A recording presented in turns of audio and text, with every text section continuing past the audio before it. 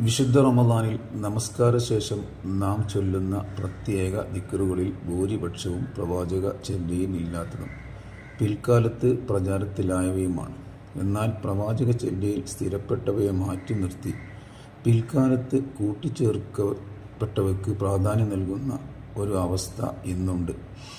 ഉദാഹരണം, മഗ്‌രിബ് നമസ്കാരത്തിന് ശേഷം നാസ്, ഫലഖ്, ഇഖ്ലാസ് എന്നീ സൂറത്തുകൾ 3 തവണ വീതം ഓതുക, സുബ്ഹാനല്ലാഹ്, അൽഹംദുലില്ലാഹ്, അല്ലാഹു അക്ബർ എന്നിവ 33 പ്രാവശ്യം വീതം ചൊല്ലുക എന്നത് വളരെ പ്രധാനപ്പെട്ട കാര്യമാണ്. എന്നാൽ ഇന്ന് പലരും അവ ഉപേക്ഷിക്കുകയും നബി ചര്യയിൽ പതിവില്ലാത്ത കൂട്ടുപ്രാർത്ഥന, പിന്നീട് ചേർക്കപ്പെട്ട ദിക്റുകൾ എന്നിവ നിർബന്ധമെന്ന രീതിയിൽ നിർവഹിക്കുകയും ചെയ്യുന്നു.